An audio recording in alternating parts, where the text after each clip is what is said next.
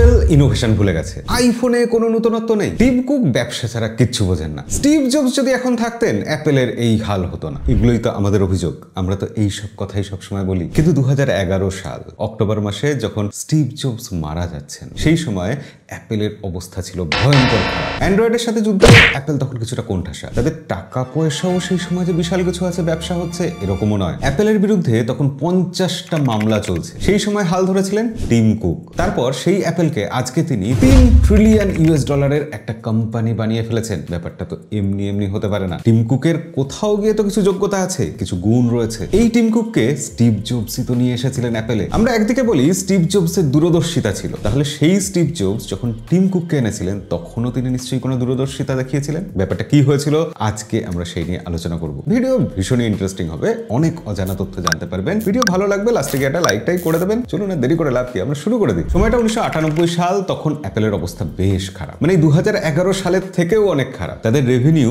$11 billion থেকে কমে $6 billion চলে এসেছে, মানে অর্ধেক হয়ে গেছে। তাদের প্রোডাক্ট বিক্রি হচ্ছে না, ওয়্যার হাউসে ধুলো জমছে তার উপর মাসের পর মাস ধরে। সেই সময় স্টিভ জবস একটা অদ্ভুত কাজ করলেন, তিনি টিম কুককে অ্যাপেলে নিয়ে আসলেন। সেই সিদ্ধান্তটা সবাইকে চমকে দিয়েছিল। স্টিভ জবস কাউকে যখন অ্যাপেলে নিয়ে আসছেন হাল ধরার জন্য, তখন সেই মানুষটা তার মতোই ভিশনারি হবে, সেই মানুষটা তার মতোই অনেক নতুন কিছু করার চেষ্টা করবে, ইনোভেশনের কথা ভাববে, টেকনোলজি নিয়ে সে অবসেসড হবে, পাগল হবে, নতুন নতুন জিনিস আমাদের উপহার দেবে। এরকমই তো হওয়ার কথা ছিল। অ্যাপেলে জয়েন করার আগে টিম কুক IBM কোম্পানিতে 12 বছর চাকরি করছিলেন। তবে সেখানে তিনি যে কাজটা করছিলেন সেটা হচ্ছে সাপ্লাই চেনের দিকে তিনি নজরদারি রেখেছিলেন। তিনি অপারেশনাল স্টাফ ছিলেন, কোনো টেক বা ইনোভেশন এইসবের সাথে তার কোনো যোগাযোগ ছিল না। স্টিভ জবস যখন টিম কুককে নিয়ে আসলেন তখন সিলিকন ভ্যালির সব লোকেরা হাসছিল, কিন্তু তার হাতে ছিল একটা তুরুপের তাস, যেটা কেউ লক্ষ্য করেনি, সেটা টিম কুক লক্ষ্য করেছিলেন। এফিসিয়েন্সি ইজ দ্য কি অফ ইনোভেশন। টিম কুক আসার পর তিনি অ্যাপেলের কাজকর্ম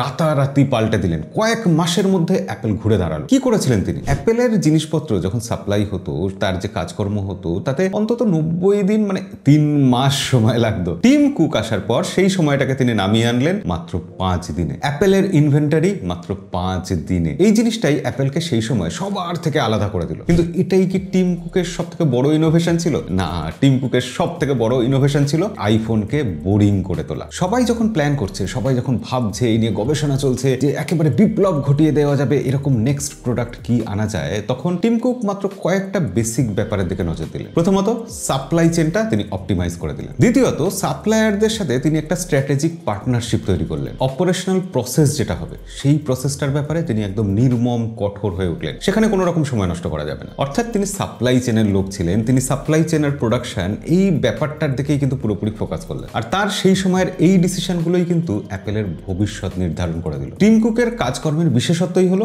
সিম্পলিসিটি, সবকিছু একদম বেসিক থেকে সহজভাবে করা। তিনি বলেছিলেন, আমরা ভালো আইডিয়াকে প্রতিদিন না করে দিই, নাকচ করে দিই, এমনকি গ্রেট আইডিয়া যেগুলো, সেগুলোকেও আমরা প্রতিদিন নস্যাৎ করে দিই। কেন? তার কারণ এটাই যে আমরা ছোট্ট অল্প জিনিসের উপরই ফোকাস রাখতে চাই। আর এই যে কম জিনিসের উপর ফোকাস করে সেগুলোকে পারফেক্ট করে তোলা, সেটাই হচ্ছে অ্যাপেলের আজকের ভিশন। অ্যাপেল যে কোনো ব্যাপারে এখন তার কম্পিটিশনদের থেকে খুব দ্রুত মুভ করতে পারে। এমনকি স্যামসাং, গুগলের মতো এত বড় বড় কোম্পানির থেকেও অ্যাপেল যে কোনো একদিনে যে কোনো একটা প্রোডাক্ট লঞ্চ করে দিতে পারে গোটা পৃথিবী জুড়ে। তাদের জিনিসের যে কাঁচামাল আসে, যে সাপ্লাই চেন আছে, সেটা তাদের অন্য সব কম্পিটিশনের কোম্পানির থেকে বেস্ট প্রাইসে তারা কালেক্ট করে। হ্যাঁ, সব থেকে সস্তায় তারা জিনিস তোলে এবং সেটা সেরা জিনিস তোলে। অ্যাপেল আজকে হার্ডওয়্যারের ক্ষেত্রে যা মার্জিন রাখে, সেটা একটা সময় লোকে অসম্ভব ভাবতো। ইভেন এখনো বেশিরভাগ কোম্পানি অ্যাপেলের মতো মার্জিন রাখা, প্রফিট রাখা, সেটা অসম্ভবই মনে করে। কিন্তু টিম কুক শুধু এইটুকুই করেনি, তার আসল খেল দেখানোতে আরো বাকি ছিল। তিনি অ্যাপেলের যে সাপ্লাই চেন আছে, যারা অ্যাপেলকে মাল সাপ্লাই করে, হার্ডওয়্যার সাপ্লাই করে, তাদেরকে একটা অস্ত্রের মতো ব্যবহার করলেন। পুরো সাপ্লাই চেনের উপর কন্ট্রোল তৈরি হয়ে গেল। এবার সেই কন্ট্রোল দিয়ে তার অপোনেন্ট যে কোম্পানিগুলো আছে তাদেরকে পিছনে ফেলতে হবে। টিম কুক করলেন কি? অ্যাপেল যখন তাদের প্রথম আইপ্যাড বানালো, টিম কুক একটা অদ্ভুত এবং আশ্চর্যজনক ডিসিশন নিলেন, যেটা অ্যাপেলের বিজনেসটাকেই বদলে দিল। অ্যাপেল $3.9 বিলিয়ন খরচা করলো আইপ্যাডের টাচ স্ক্রিন গ্লাসের জন্য। অন্য কোম্পানি হলে এই কাজটা হয়তো কয়েক $1 মিলিয়ন করে ফেলতো, কিন্তু অ্যাপেল এত টাকা খরচা করলো কেন? একটাই কারণে, তারা এই টাকা দিয়ে সিকিউর করলো যে ওই টাচ স্ক্রিন গ্লাস আর অন্য কোনো কোম্পানি, পৃথিবীর কাউকে কেউ সাপ্লাই করতে পারবে না। রেজাল্ট, অ্যাপেলের কম্পিটিটররা দীর্ঘদিন ধরে, কয়েক বছর ধরে আইপ্যাড নকল করতেই পারে। অ্যাপেল মনোপলি ক্রিয়েট করে ফেললো। 2010-এ টিম কুক যখন অ্যাপেলের সিইও হলেন, তখন সমালোচকরা বলেছিল যে স্টিভ জবসকে ছাড়া অ্যাপেল প্রতি পদে চোট খাবে, এগোতে পারবে না, কোম্পানি এরপর ক্রমশ শুকিয়ে যাবে। টিম কুক সমালোচকদের সব কথা উপেক্ষা করেছিলেন। তিনি যেটা করতে পারতেন শুধু সেটার প্রতি ফোকাস করেছিলেন, সেটা আরেকটু বেশি করে আরেকটু ভালোভাবে করার চেষ্টা করেছিলেন। তিনি অ্যাপেলের অপারেশনাল এক্সিলেন্স বাড়িয়েছিলেন, অর্থাৎ অ্যাপেল কোম্পানিতে যা কাজকর্ম হয় সেগুলো আরো ভালোভাবে আরো দ্রুত হবে। তিনি স্ট্র্যাটেজিক থিঙ্কিং এর উপর জোর দিয়েছিলেন এবং হ্যাঁ, যা কাজ হবে সেগুলো কোথাও যেন আটকে না যায়, হোঁচট না খায়, সময় নষ্ট না হয়, ফ্ললেস এক্সিকিউশন, সেটার দিকেও নজর দিয়েছিলেন তিনি। তারপর টিম কুকের আমলে অ্যাপেল যে উচ্চতায় পৌঁছলো, সেই উচ্চতায় পৌঁছবে বা পৌঁছতে পারে এরকম কেউ কোনোদিন কল্পনাও করেন। অ্যাপেলের রেভিনিউ হয়ে দাঁড়ালো $394 বিলিয়ন।